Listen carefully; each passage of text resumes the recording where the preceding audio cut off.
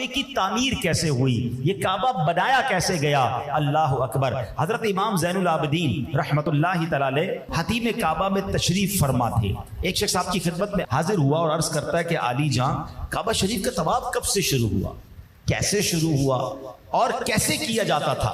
امام زین العابدین نے فرمایا، جب اللہ کریم نے فرشتوں سے فرمایا کہ میں اپنا خلیفہ یعنی حضرت آدم کو اپنا خلیفہ بنانے والا ہوں، اس وقت فرشتوں نے یوں ظاہر کیا کہ خلافت کے تو ہم زیادہ حقدار ہیں۔ بڑی تفصیل ہے اس میں۔ تو اللہ پاک نے ان کو جواب کیا دیا تھا؟ قرآن میں بھی وہ جواب موجود ہے، قال انی اعلم ما لا تعلمون، بے شک میں وہ جانتا ہوں جو تم نہیں جانتے۔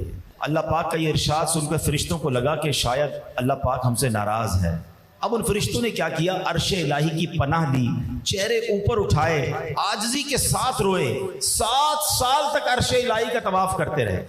آخر اللہ پاک نے ان کی طرف نظر رحمت فرمائی اور فرمایا کہ عرش کے نیچے ان کے لیے 4 ستونوں والا زبرجد کا ایک گھر بنایا اور فرشتوں سے فرمایا کہ اس گھر کا طواف کرو۔ فرشتے اس کا طواف کرنے لگے۔ اس کو بیت المعمور کہا جاتا ہے۔ یاد رہے کہ فرشتوں کا بھی ایک قبلہ ہے 7ویں آسمان پر، کہ جہاں فرشتے طواف کرتے ہیں 7 آسمان سے اوپر عرش الہی کے نیچے۔ اب کیا ہوا؟ اللہ پاک نے اب کچھ فرشتوں کو زمین پر بھیجا اور حکم دیا کہ بیت المعمور کی سائز کا زمین میں بھی ایک گھر بناؤ۔ اب جب یہ گھر تعبیر ہو گیا تو اللہ پاک نے زمین کی مخلوق کو حکم دیا کہ جیسے آسمان والے فرشتے بیت المعمور کا طواف کرتے ہیں، تم زمین والے اس گھر کا طواف کرو۔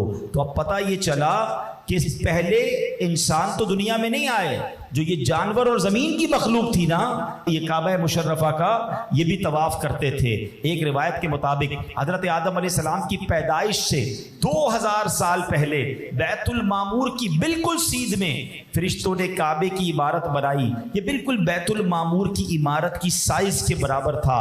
اس وقت کعبہ شریف کا طواف صرف زمینی فرشتے کرتے تھے، مگر اس کا حج زمین اور آسمان کے فرشتے کیا کرتے تھے۔ یعنی حضرت آدم آئے نہیں ہیں، انسان اس دنیا میں نہیں ہے، کعبہ بن چکا ہے اور فرشتے اس کا طواف کر رہے ہیں، فرشتے اس کا حج کر رہے ہیں۔ تو پتہ چلا کہ یہ کعبہ مشرفہ اتنی قدیم عمارت ہے اور اتنی مبارک عمارت ہے۔